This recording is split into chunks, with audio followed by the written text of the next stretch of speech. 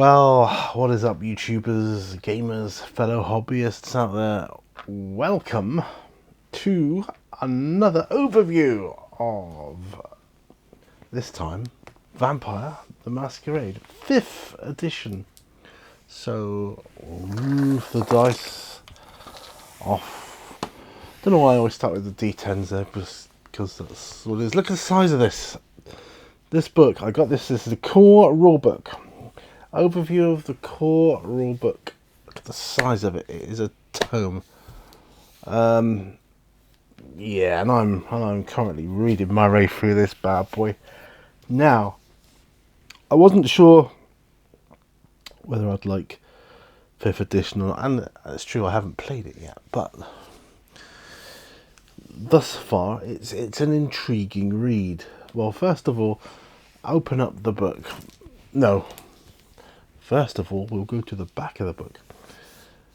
And it says here, no one holds command over me, no man, no god, no prince.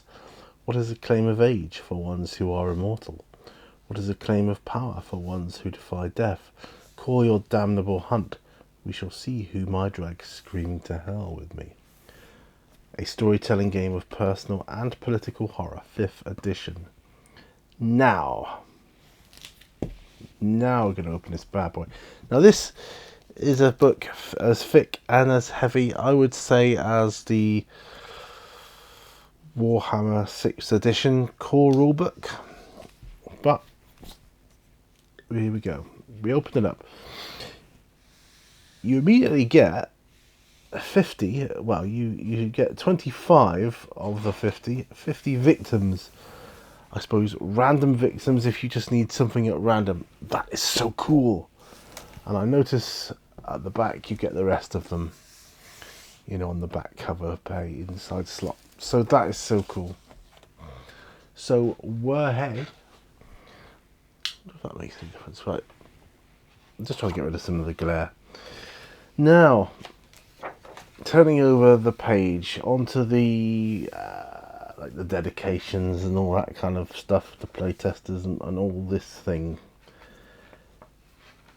It's looking and feeling like Vampire. Okay, so that's cool. Now in this book, it's got nice thick shiny pages. You've got the table of contents, which is very, very handy. And I have to say, when you've got one of these ribbons, there's like your bookmark ribbons, very handy.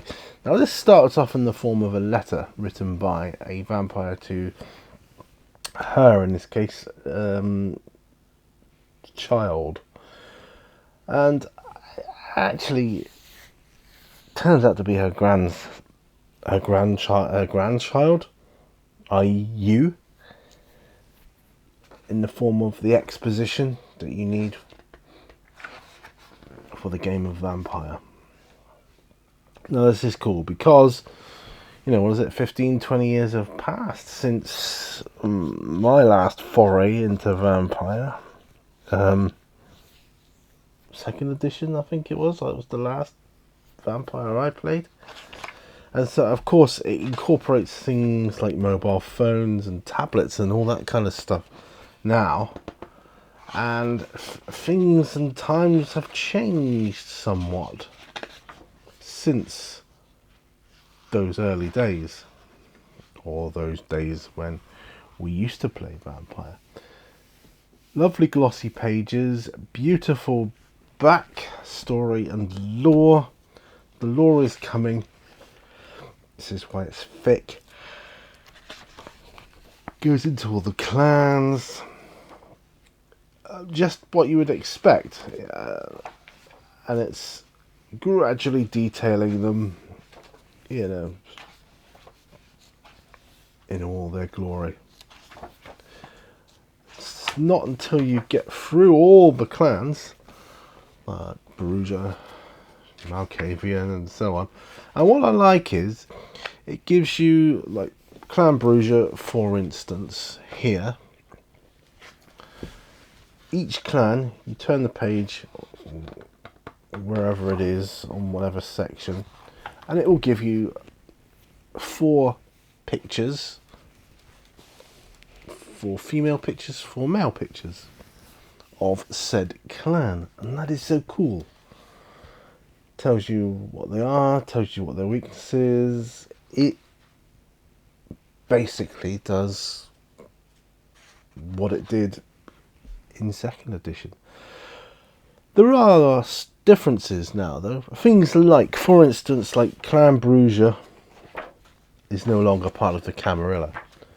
They left the Camarilla. They thought, sod that, you know, we're not doing it no more.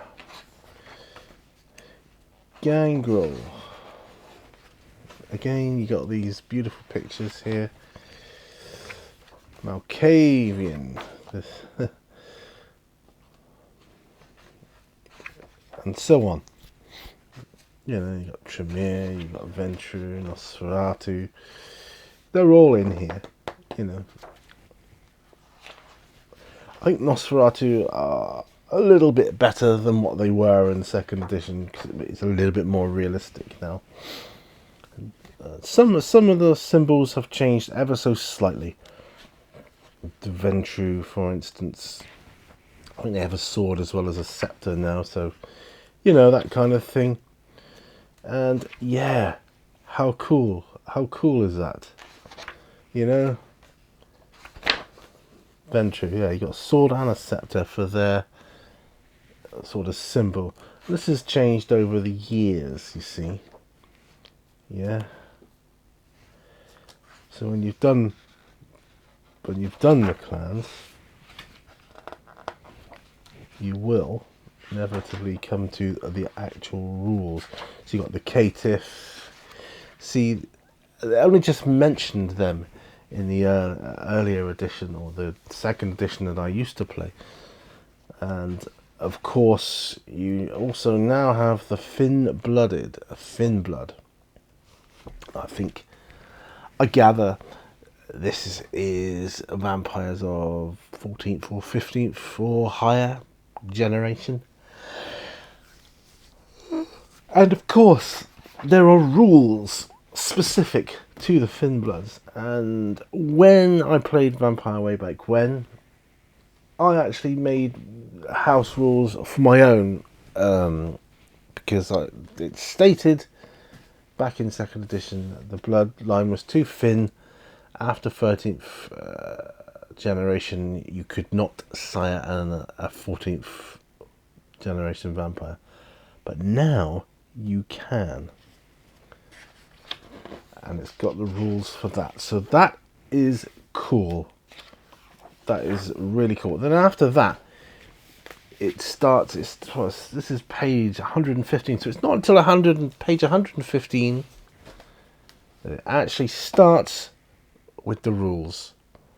But that is cool. You need that. You need those, a little bit of a backstory there, and that's kind of like the old book, almost like 1st edition. But once you get onto the rules, and here we go. Oh, and I have to say, artwork in this book is phenomenal, as the other ones were. It's different. It's very different to 2nd edition and previous editions, but it's got the same feel to it. It just feels like Vampire, you know? That feels like Vampire to me. Characters, character creation, and of course there's going to be a storyteller screen, of course, and that's cool, where it's got all this sort of stuff on. I tend to make my own usually, and now of course what with solo roleplay, I don't need the screen so much as other than for a quick reference, I suppose. But yeah, so flicking through this book, and I haven't read all of it yet, but I am reading it. I'm going to be reading it cover to cover, because I want to know all the nuances of this game, and then I'm going to try it out. I'm just going to try it out. There's a difference with the blood pool. There are now such a thing as hunger dice. So you need to have D10s of different colours. You need at least 2 different colours. Now, I'm not pretending to know what hunger dice is all about, how it works. It could be a similar sort of vein to the stress dice of like Alien and things like that, but the free league systems. But I don't know, so we'll come on to that when I get to it. And yeah, this is a huge book. I don't think it's going to take me a long time to read, though, because I'm reading it every day and every night. You know, it's better set out than the earlier generations, I have to say that. You've got your rudimentary game at the back, of course. You've got your index, you've got an appendix as well, and of course your standard character sheet, which you can of course download from the World of Darkness website. Looking at it, it doesn't look a lot different. And if I compare it to an old, like 2nd or 3rd edition Werewolf